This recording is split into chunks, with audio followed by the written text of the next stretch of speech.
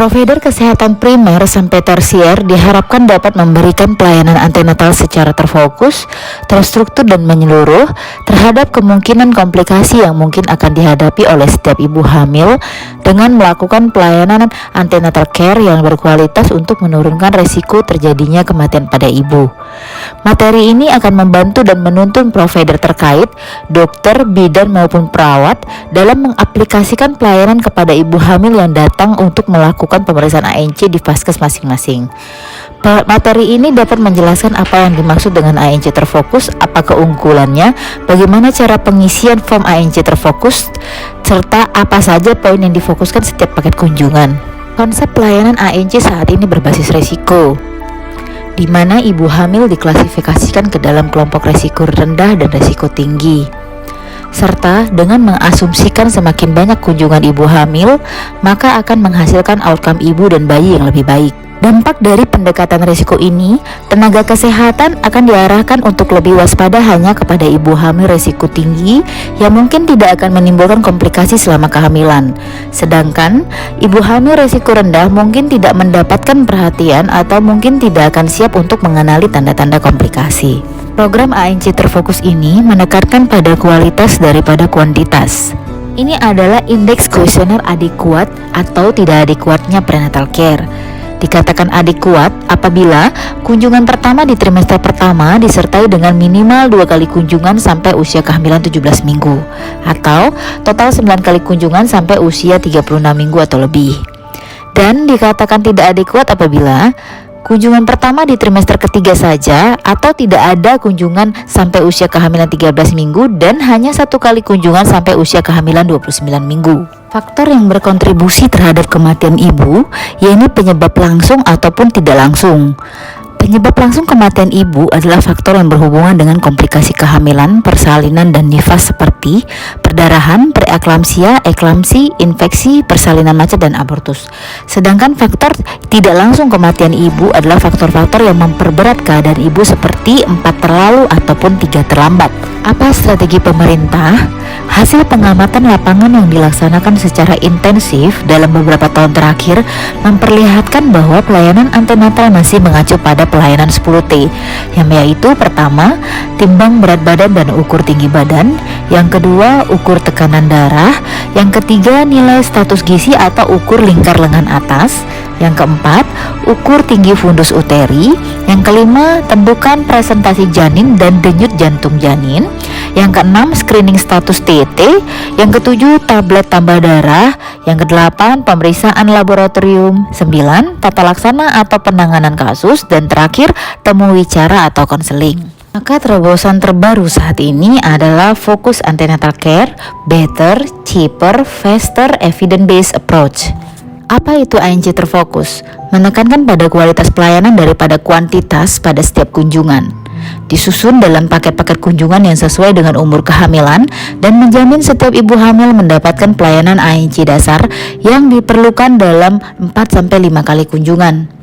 Serta menjamin semua ibu hamil mendapatkan pelayanan dasar yang sama atau basic needs.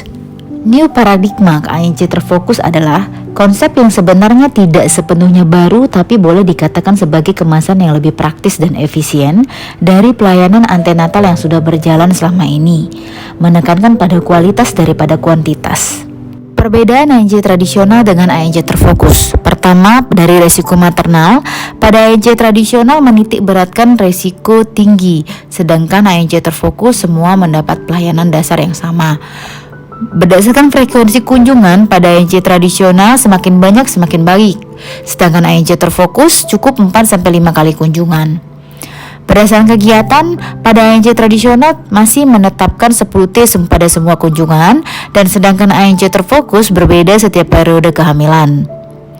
Berdasarkan kunjungan ke-1, di ANC tradisional tidak menekankan screening pada trimester pertama, sedangkan ANC terfokus screening laboratorium dan pemeriksaan penunjang lebih banyak pada trimester per-1 untuk mendeteksi dini penyakit kronis ataupun komplikasinya, yang terutama juga menentukan umur kehamilan dan tafsiran lahir. Berdasarkan pembiayaan lebih tinggi pada ANC tradisional karena diharapkan kunjungannya lebih sering. sedangkan pada ANJ terfokus sesuai atau mendekati tanggungan dari BPJS. Berdasarkan pelaksanaannya, pada ANJ tradisional cenderung tidak terarah, namun pada ANJ terfokus terarah, dibuat dalam paket kunjungan kegiatan disertai dengan form-form yang dapat diisi. Apa keunggulan ANJ terfokus? ANJ terfokus akan lebih meningkatkan kunjungan pertama pada trimester pertama. ANJ terfokus dapat menentukan pemeriksaan pada ibu hamil dengan lebih terarah sesuai dengan usia kehamilannya. Jika kunjungan ANJ terlewati, dapat dilakukan pemeriksaan kembali berdasarkan paket kunjungan yang sebelumnya.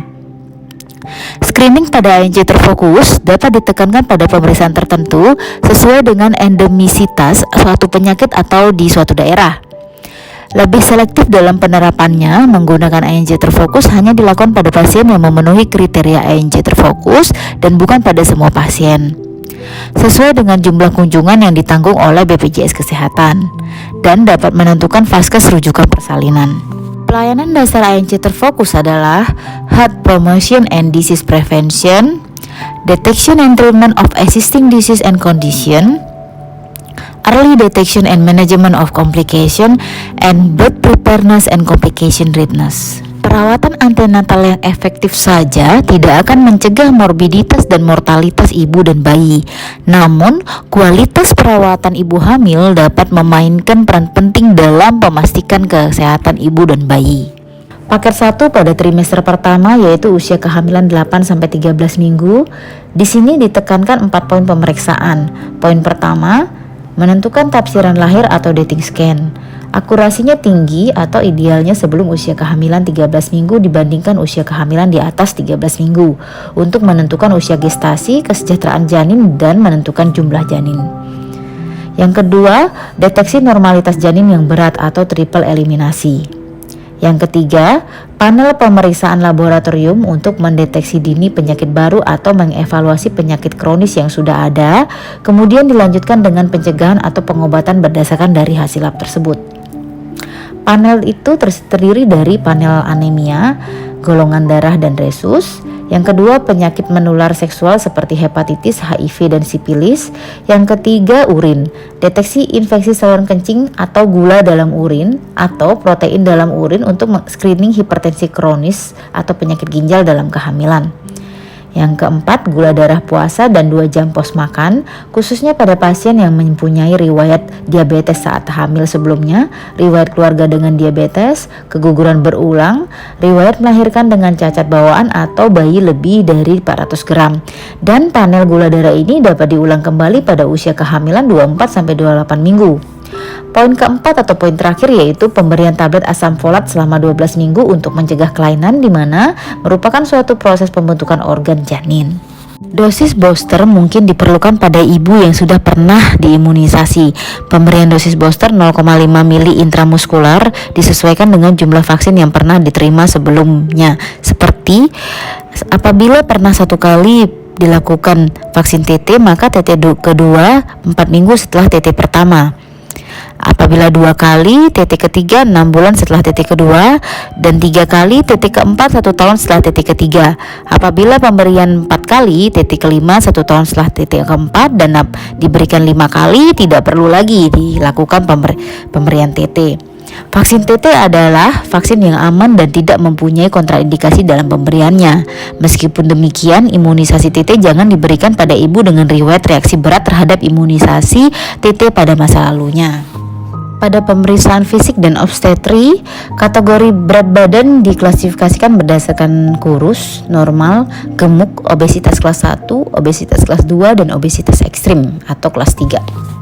Dilakukan pemeriksaan laboratorium panel anemia, di mana kriteria anemia pada ibu hamil berdasarkan WHO yaitu normal lebih dari 11, ringan 10, sedang 7-10 gram per dl, berat kurang dari 7. Dan adapun jenis anemia yaitu anemia mikrositik hipokrom, anemia normositik normokrom, dan anemia makrositik hiperkrom. Pemberian tablet besi berdasarkan dari jenis anemia tersebut. Pada poin pengobatan atau intervensi didapatkan koreksi anemia. Jadi transfusi untuk anemia dilakukan pada pasien dengan kondisi berikut, yaitu kadar Hb kurang dari 7 gram per dl atau kadar hematokrit kurang dari 20%. Kadar Hb lebih 7 gram per dl dengan gejala klinis pusing, pandangan berkunang-kunang atau tachikardi di mana frekuensi nadi lebih dari 100 kali per menit. Pada kolom penapisan dan pemeriksaan penunjang akan dilakukan panel laboratorium untuk mendeteksi penyakit kronis, dan kolom pemeriksaan USG level 2 di mana akan dilakukan screening cacat bawaan, korionisitas, NT atau nasal bone. Pengisian kolom HBsAg. Setelah dilakukan pemeriksaan HBsAg pada ibu hamil, maka akan dilanjutkan dengan penata laksanaannya. Bila didapatkan hasil HBsAg positif pada ibu hamil, maka bayi diberikan suntikan Hb imunoglobulin 0,5 intramuskular pada lengan atas segera setelah lahir atau dalam 12 jam kelahiran, dan vaksin hepatitis B dengan dosis 0,5 mili intramuskular pada lengan atas sisi lain pada saat yang sama. Kemudian akan dilanjutkan pada usia bayi 1 bulan dan 6 bulan. Bila hasil ibu hamil dengan HBsAg negatif, maka bayi hanya diberikan vaksin hepatitis B 0,5 mili pada usia bayi bulan ke-0, bulan 1, dan bulan ke-6. Tidak ada larangan pemberian ASI eksklusif pada bayi dengan ibu hepatitis B positif, terutama bila setelah dilakukan vaksinasi dan diberi Hb imunoglobulin setelah lahir. Pengisian form HIV.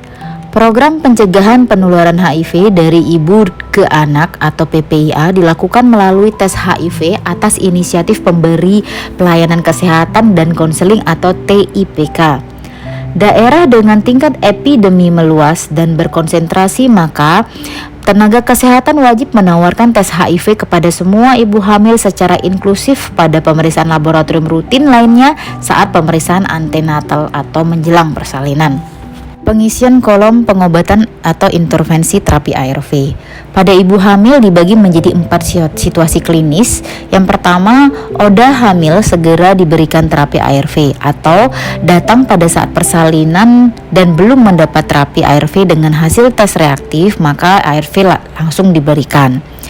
Yang kedua, ODA sedang menggunakan ARV dan kemudian hamil, maka lanjutkan ARV yang sama selama dan sesudah persalinan. Yang ketiga, ODA hamil dengan hepatitis B yang memerlukan terapi. Yang keempat, ODA hamil dengan tuberkulosis aktif, maka bila OAT sudah diberikan maka dilanjutkan. Bila OAT belum, maka diberikan terlebih dahulu sebelum ARV. Pengisian kolom sipilis. Apabila ibu hamil terdiagnosa dengan sipilis positif, maka pengobatan sipilis dibagi menjadi 2, yaitu pemberian besatin penisilin pada stage early sipilis atau late sipilis. Pengisian kolom urin lengkap. Infeksi saluran kencing pada kehamilan didefinisikan sebagai adanya 100.000 organisme per mililiter urin pada pasien asimptomatik, atau lebih dari 100 organisme per mili urin disertai dengan piuria atau lebih dari 7 sel leukosit per mili pada pasien yang simptomatis, maka dilanjutkan dengan kultur urin. Infeksi saluran kencing dapat memicu terjadinya persalinan preterm dan ketuban pecah dini. Kolom screening DMG pertama, di mana khusus dilakukan pada ibu hamil yang memiliki faktor resiko diabetes mellitus gestasional, yaitu obesitas, riwayat diabetes mellitus gestasional sebelumnya, glukosuria atau didapatkan glukosa pada urin, riwayat keluarga dengan diabetes, riwayat abortus berulang, riwayat melahirkan dengan cacat bawaan atau bayi lebih dari 4 gram, dan riwayat preeklamsia. Di sini dicantumkan nilai rujukan dalam menegakkan diagnosa diabetes mellitus gestasional dalam kehamilan. Yang pertama, gula darah sewaktu lebih dari 200 mg per dl disertai dengan gejala klasik hiperglikemia, glukosa darah puasa lebih dari 126 mg per dl, glukosa 2 jam setelah makan lebih dari 200 mg per dl, dan kadar HbA1c lebih dari 6,5%. Panel ini diulang kembali saat usia kehamilan 24-28 minggu, tepatnya pada paket kunjungan ketiga. Pada kolom pemeriksaan USG level 1, tepatnya pada paket 1 ini atau trimester 1, di mana difokuskan dalam menentukan tafsiran lahir atau dating scan. Akurasinya tinggi atau idealnya sebelum usia kehamilan 13 minggu dibandingkan usia kehamilan di atas 13 minggu. Tujuannya untuk menentukan usia gestasi, kesejahteraan janin, dan jumlah janin.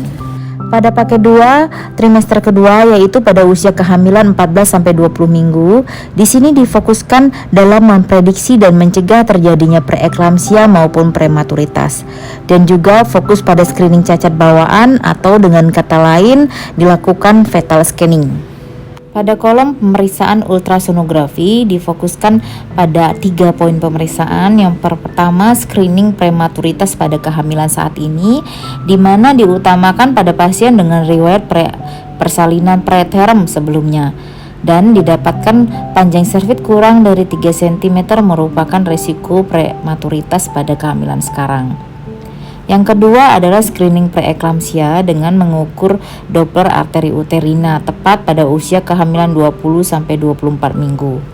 Yang ketiga adalah pemeriksaan fetal anomaly scanning Doppler velocimetry, digunakan untuk mendeteksi kelainan kongenital mayor, terutama dapat dilakukan pada usia kehamilan 18-24 minggu. Bagan identifikasi faktor risiko preeklamsia, di mana dilakukan pemeriksaan ultrasonografi Doppler arteri uterina dan didapatkan abnormal arteri uterina berupa notching positif. Ini merupakan tanda atau faktor risiko akan terjadinya preeklamsia pada kehamilan ini dilakukan pada trimester kedua. Kemudian akan dilanjutkan dengan pemberian aspirin pada trimester ketiga dengan dosis 80 mg per hari. Pemantauan akan dilakukan terus, yaitu tekanan darah dan proteinuria untuk menegakkan apakah akan terjadi preeklamsia atau bukan preeklamsia. Pada paket kedua difokuskan dengan pemberian multivitamin. Yang pertama adalah asupan suplemen zat besi dan asam folat untuk terapi penyakit kronis. Pada tabel 8 dicantumkan jenis sediaan zat besi, dosis dan kandungan besi setiap kapsul. Pemberian DHA pada trimester kedua ini sangat diperlukan karena stadium pertama adalah stadium pembentukan neuron, sedangkan stadium kedua adalah stadium pembesaran dan pematangan neuron. Jadi pembentukan ini hanya berlangsung sampai 5 bulan. Kemudian rekomendasi asupan harian kalsium 1000-1300 mg per hari. Suplemen kalsium ini bermanfaat untuk pencegahan preeklamsia, terutama pada populasi yang beresiko tinggi, riwayat hipertensi pada kehamilan sebelumnya, diabetes, penyakit ginjal, kembar, atau asupan kalsium yang rendah. Pada tabel 13 dicantumkan suplemen ibu hamil dan rekomendasi cara pemakaiannya pada kasus-kasus tertentu. Pada paket 3 trimester kedua akhir, usia kehamilan 24-28 minggu, tepatnya pada umur kehamilan 6-7 bulan, dilakukan 3 poin pemeriksaan. Yang pertama, pemeriksaan gula darah ulang, deteksi pertumbuhan janin terhambat, dan pemberian program bila istri resus negatif, suami resus positif, dan janin resus positif. Pada kolom screening DMG kedua, di mana nilai rujukan glukosa darah puasa lebih dari 92 mg per dl, glukosa 1 jam setelah makan lebih dari 180 mg per dl, dan glukosa darah 2 jam setelah makan lebih dari 153. Dilanjutkan dengan pemeriksaan USG untuk memperkirakan berat badan janin. Kemudian disesuaikan dengan bagan pertumbuhan dan bagan berat badan janin untuk mendeteksi IUGR. Pada kolom preventif yaitu pemberian antidiglobulin pada ibu resus negatif, di mana di sini ibu dengan resus negatif dan ayah resus positif kemungkinan resus janin positif, sehingga dapat terjadi sensitisasi pada darah ibu yang akan menimbulkan antibodi terhadap resus positif tersebut. Maka pemberian antidiglobulin atau rogam itu akan diberikan pada kehamilan 28 minggu untuk mengikat antibodi terhadap resus positif tersebut, dan 72 jam setelah melahirkan apabila janin resus positif, rogam dapat diberikan. Pada paket 4 atau trimester 3 awal, usia kehamilan 28-34 minggu, di sini difokuskan pada perencanaan persalinan dan kesiagaan terhadap kegawat daruratan atau mood and timing of delivery. Pada paket 4 ini terdapat 4 poin yang difokuskan. Pertama, mendeteksi ulang adanya kelainan letak janin dan penyakit penyerta ibu, maka dapat melakukan edukasi tanda bahaya. Kemudian mempersiapkan persalinan sehingga dapat menentukan vaskes tempat persalinan. Yang ketiga, konfirmasi ulang kembali deteksi pertumbuhan janin terhambat yang terkonfirmasi pada paket kunjungan ketiga melalui USG ulangan atau dengan melakukan pengukuran tinggi fundus uteri yang normal untuk usia kehamilan 20-36 minggu dapat diperkirakan dengan menggunakan rumus usia kehamilan dalam minggu ditambah 2 cm. Dan kemudian mencek ulang darah lengkap karena terjadi anemia fisiologis atau hemodilusi pada usia kehamilan 32-34 minggu. Pada paket 5 trimester 3 akhir, yaitu usia kehamilan 34-40 minggu, terdapat 3 poin yang difokuskan, yaitu evaluasi pintu atas, tengah, dan bawah panggul.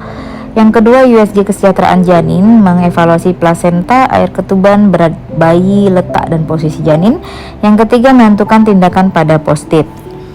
Dalam menentukan tindakan pada post-date, dapat dilakukan dengan 3 cara atau 3 penilaian, yaitu yang pertama berdasarkan kesejahteraan janin baik, yang kedua berdasarkan kesejahteraan janin mencurigakan, dan yang ketiga berdasarkan kesejahteraan janin jelek.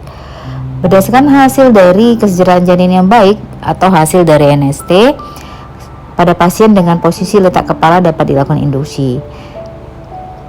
Namun pada kelainan letak dapat dilakukan sesar. Apabila didapatkan kesejahteraan janin yang mencurigakan dengan letak kepala dapat dilakukan induksi, sedangkan pada kelainan letak tetap dilakukan SC. Dan bila kesejahteraan janin jelek langsung dilakukan HC dengan kontraindikasi induksi. Pada bagian ini akan dilakukan penapisan penentuan vaskes tempat persalinan. Pada pasien yang telah melakukan kunjungan paket pertama sampai kunjungan paket kelima, bila ditemukan adanya kelainan medis dan obstetri, maka akan dilakukan penapisan melalui ANC khusus dan persalinan diharapkan dilakukan pada vaskes 2 dan 3. Namun apabila tidak didapatkan kelainan medis dan obstetri, maka pasien akan dilakukan penapisan ke dalam ANC terfokus dan persalinan dapat dilakukan pada vaskes pertama. Akhir kata diucapkan terima kasih. Semoga pembahasan ini dapat bermanfaat kepada provider primer sampai tersier, khususnya dokter, bidan, dan perawat dalam memberikan pelayanan ANC yang terfokus pada ibu hamil.